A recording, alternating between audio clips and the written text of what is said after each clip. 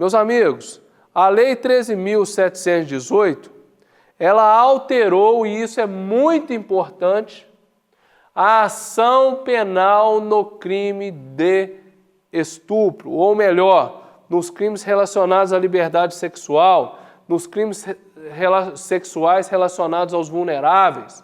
Então ela alterou a ação penal. E veio em muito boa hora, porque isso gerava uma discussão doutrinária e jurisprudencial imensa. Foi outra pá de cal que essa lei fez, por assim, ocorrer. Então vamos lá, 225.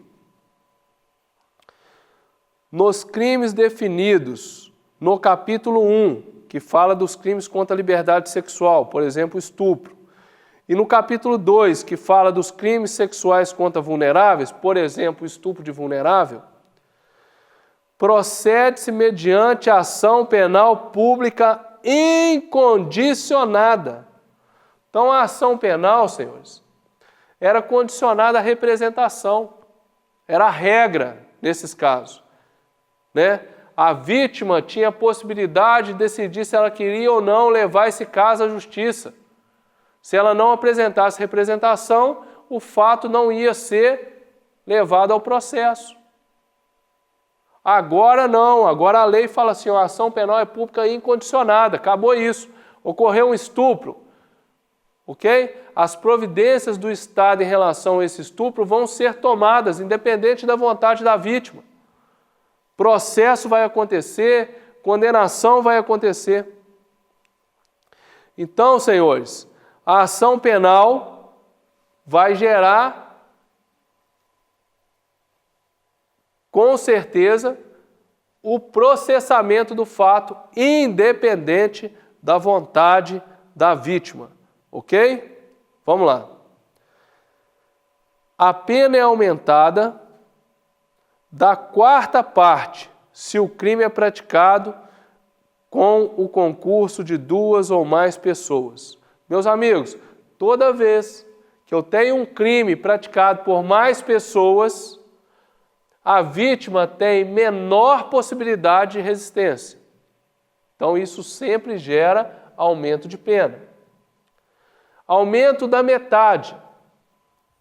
Se o agente é ascendente, padrasto, madrasta, tio, irmão, cônjuge, companheiro, tutor, curador, preceptor ou empregador da vítima, ou por qualquer outro título tiver autoridade sobre ela. Senhores, nesses casos, o aumento de pena ele se justifica porque a relação da vítima com o autor é próxima. E isso demonstra que o autor tem maior periculosidade. Isso gera um maior juízo de reprovação. A sociedade vê esse fato com outros olhos, de uma forma mais reprovada. Pensem na questão, não é, do pai que pratica o estupro contra a filha. Então a pena tem que ser realmente aumentada. O inciso 4, aumento de 1/3 a 2/3 se o crime é praticado. Olha só o que a Lei 13.718 trouxe. Estupro coletivo, né? Que agora parece que está na moda, não é? Acontece isso a todos os momentos, inclusive com divulgação de vídeos do estupro sendo praticado de forma coletiva. Então, o que é o estupro coletivo? Mediante concurso de 2 ou mais agentes. Então, eu tenho 2 ou mais autores que vão compelir aquela vítima, através da violência ou da grave ameaça, a praticar a conjunção carnal ou outro ato libidinoso. Ok? Todos praticaram conjunção carnal, não interessa, todos praticaram o ato. Então um vai lá, segura a vítima, o outro vai lá, abre a perna e o outro vai lá, consuma o ato. Todos os 3 cometeram o mesmo crime. Isso é estupro coletivo. E também, senhores, também é outra coisa comum, por causa muitas vezes da intolerância da sociedade, a decisão das pessoas com relação à sua vida sexual, muito comum hoje as ocorrências relacionadas ao estupro corretivo. O que é o estupro corretivo, professor? Que esta lei, agora em 2018, traz para controlar o comportamento social ou sexual da vítima. Então o autor acha que ele vai mudar o comportamento da vítima. O abusador, o autor, quer corrigir a orientação sexual, o gênero da vítima. Então ele vai lá, não concordando com a mulher lésbica, ele pega a mulher lésbica e fala assim, agora você vai conhecer um homem de verdade, pratica o ato sexual com ela. Querendo o quê? Consertar, corrigir o que ele entende como um ato sexual não aceitável. Perfeito? Então isso é o estupro corretivo. Cai ali. Gera também aumento de pena e foi previsto agora por essa lei 13.718.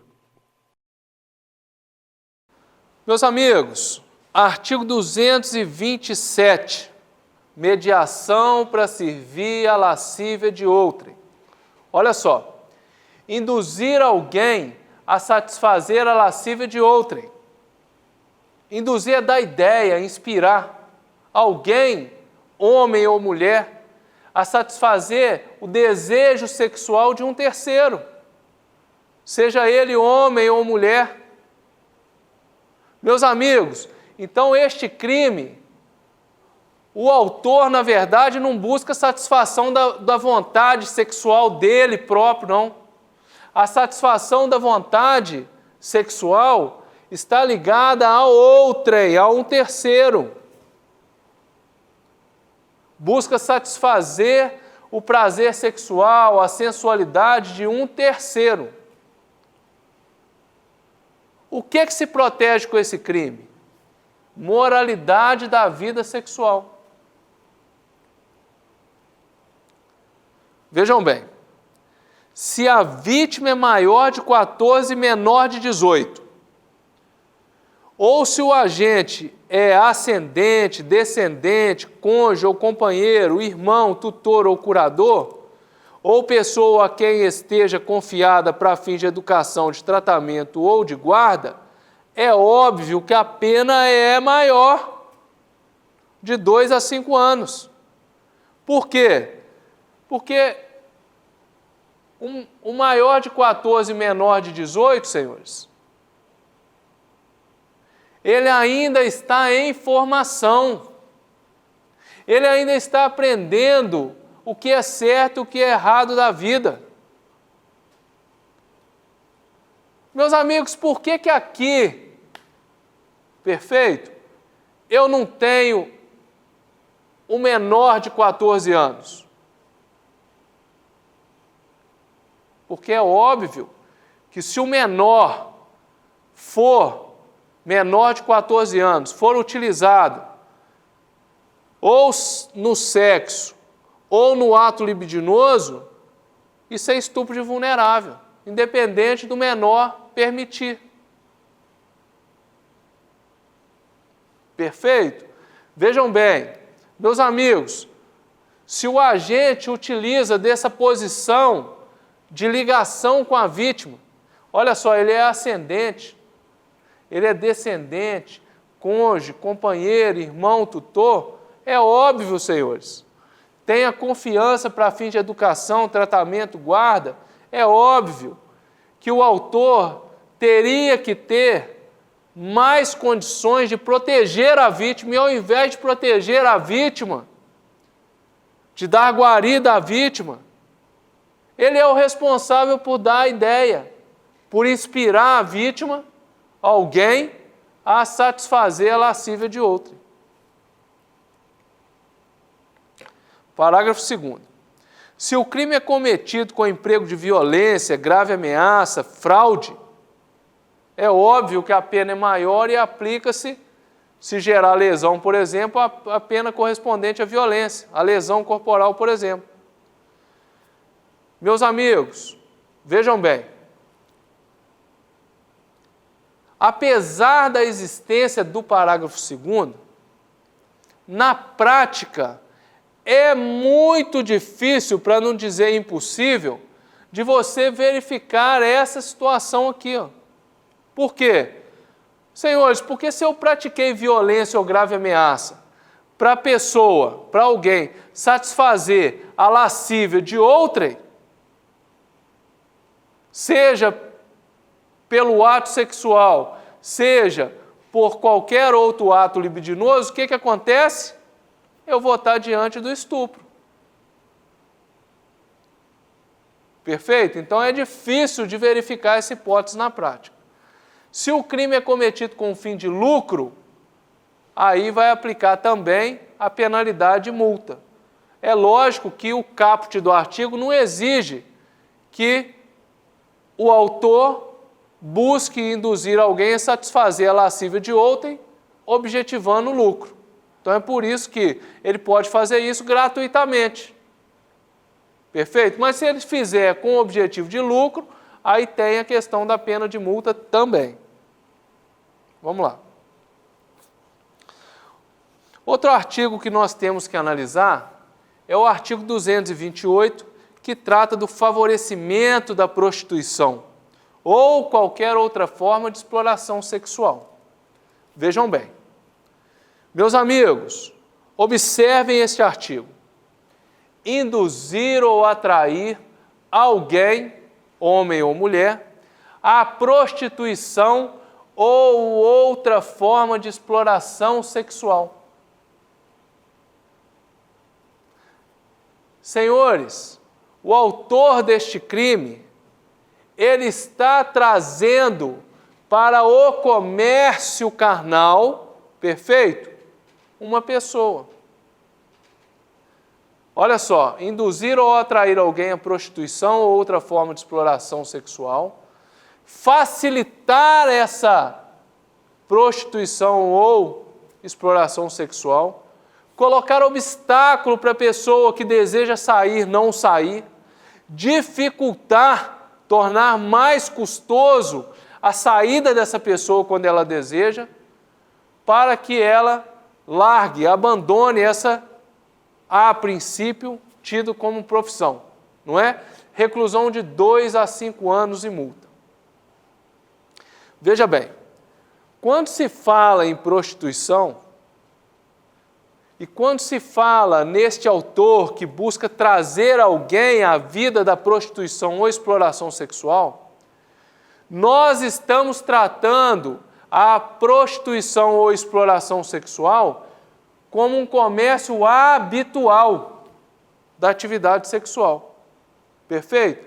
Então vejam bem, não configura este delito se o indivíduo organiza uma festa e induz pessoas a participarem da festa para ganharem uma determinada quantia em dinheiro. Por quê? Porque ali não tem a habitualidade do comércio carnal. Para eu falar em prostituição e exploração sexual, eu estou falando de uma conduta habitual que vai ocorrendo dia a dia. Se o agente é ascendente, padrasto, madrasta, irmão, enteado, cônjuge, tem casos de marido, por exemplo, que força a esposa a se prostituir por conta da renda. Companheiro, tutor, curador, preceptor, que é o professor, empregador da vítima, ou, se assumiu por lei ou outra forma, obrigação de cuidado, proteção ou vigilância, está falando assim, a pessoa, meus amigos, ela que deveria ter mais cuidado com aquela pessoa que vai ser induzida, que vai ser levada à prostituição, ela que teria que proteger a vítima, não, ela atrai, ela leva essa pessoa para a prostituição, para a exploração sexual. É óbvio que a pena tem que ser maior. Ok? Vamos lá. Se o crime é cometido com emprego de violência, grave ameaça ou fraude, né? É óbvio, senhores, que a pena tem que ser maior ainda. Veja bem, a questão da fraude é muito comum nesse tipo de fato, né? Aonde o indivíduo vai numa determinada cidade pequena, aonde eu tenho dificuldade de emprego, e oferta para a vítima um emprego lícito. Não, vão comigo para São Paulo, cidade maior, eu vou te colocar no emprego, perfeito? Vou te levar para você concorrer a uma vaga disputadíssima e você vai conseguir, vou te levar para você ser modelo, e acaba levando a vítima para uma cidade desconhecida, sem dinheiro, sem nada, porque ele fez a oferta falando que garantiria um emprego lícito. Mas chegando lá, olha a fraude. Estou levando para uma casa de prostituição. E dificulto a saída da vítima, porque cobro dela, não, sua dívida, você tem dívida. Para você ir embora, você tem que pagar sua dívida. E cada dia que você fica aqui, você tem que pagar tantos reais. Se o crime é cometido com o fim de lucro, a pena é de multa. Também, além da pena privativa de liberdade.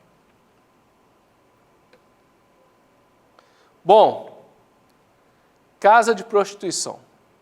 Senhores, esse crime aqui a gente tem que ter uma atenção muito especial nele. Olha só, manter por conta própria ou de terceiro, estabelecimento em que ocorra exploração sexual.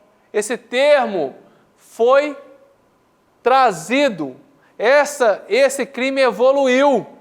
Antigamente era crime de casa de prostituição manter um estabelecimento para fins de comércio sexual, para fins de prostituição. Agora, a expressão não é só manter a casa. Olha só, é manter por conta própria ou de terceiro estabelecimento em que ocorra, olha a palavra, exploração sexual, haja ou não o intuito de lucro ou mediação direta do proprietário ou gerente. Primeira coisa, para eu falar em exploração sexual, para eu falar em prostituição, como nós já ressaltamos, há imperiosa necessidade de haver habitualidade na conduta. Perfeito? Aquele local tem que funcionar dia a dia como um local onde haja a mercância sexual. O primeiro fato é esse. O autor do crime é chamado de proxeneta. É aquele que pratica o lenocínio. É aquele que mantém esses locais justamente para o encontro libidinoso, para o encontro sexual. Ou é aquele que serve de mediador para a satisfação do prazer sexual alheio. É ele que vai mediar, né, que vai fazer o contato, que vai fazer o encontro acontecer. E a vítima, na verdade, não é a prostituta ou o prostituto, é a coletividade. Porque este crime visa preservar a moralidade sexual, os bons costumes. Isso numa visão mais tradicionalista. Porque a tendência atual, mais moderna, é falar que a vítima é a prostituta. Por quê? Porque o termo foi modificado. Olha aqui, ó. Exploração sexual, ou seja, quem é vítima é quem está sendo explorada sexualmente.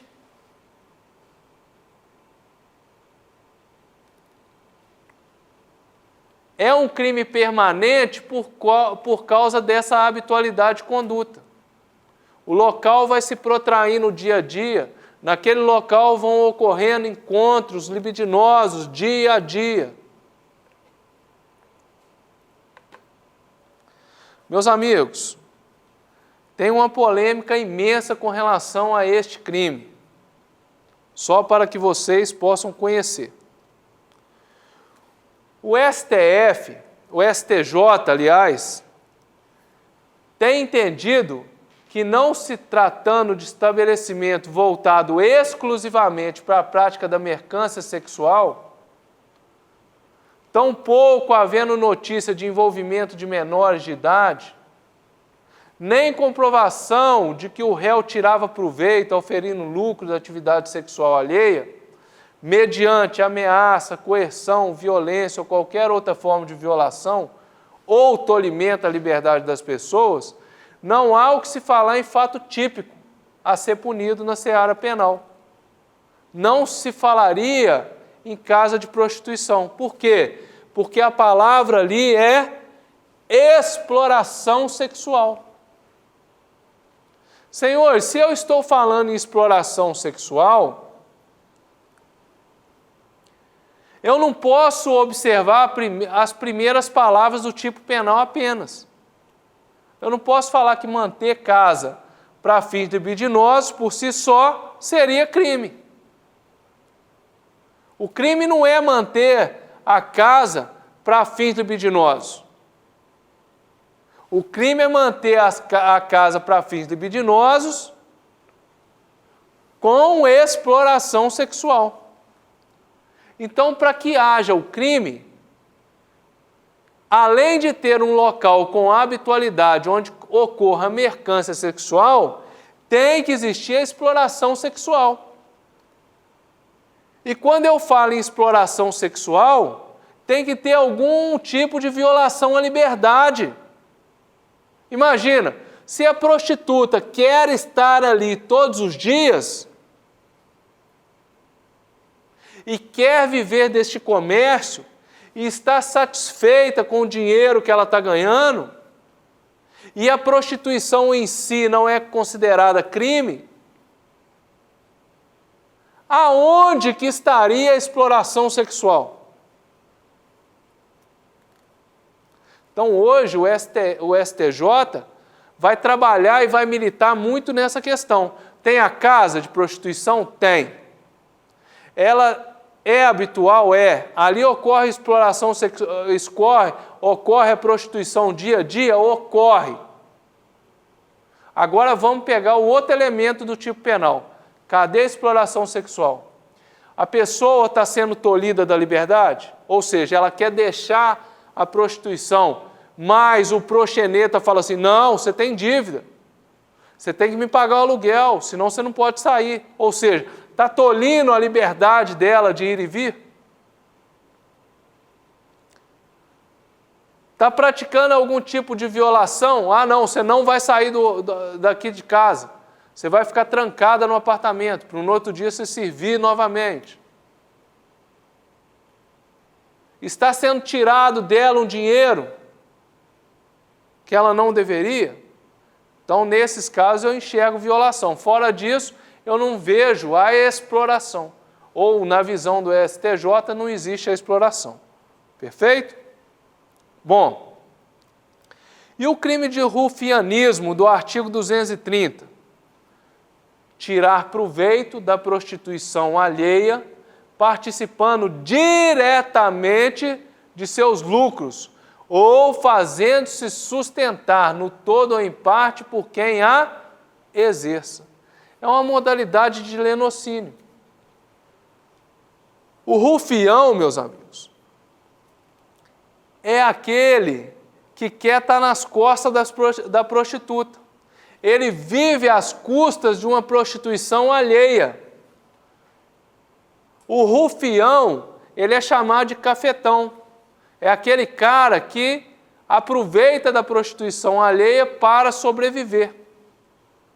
Então ele participa, olha aqui, ó, diretamente dos lucros, ou ele é sustentado por aquela pessoa que exerce. Este crime, se existir, absorve o crime de favorecimento à prostituição, né? O favorecimento é uma situação mais branda, né? O indivíduo, ele fornece condições para aquilo acontecer. Agora esse não, esse cara aqui, além dele fornecer, ou ele pode nem fornecer, ele está vivendo às custas da prostituição alheia.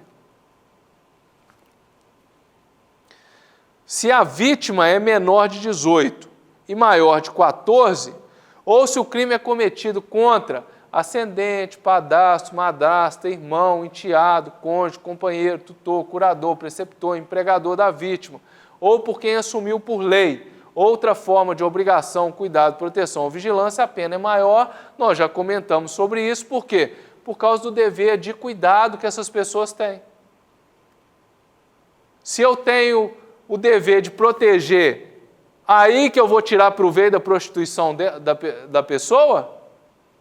Não é? Então, é lógico que a pena tem que ser maior. E se o fato for cometido mediante violência, grave ameaça, fraude, né? Forçar a vítima, não, você vai prostituir porque eu preciso de dinheiro, não é?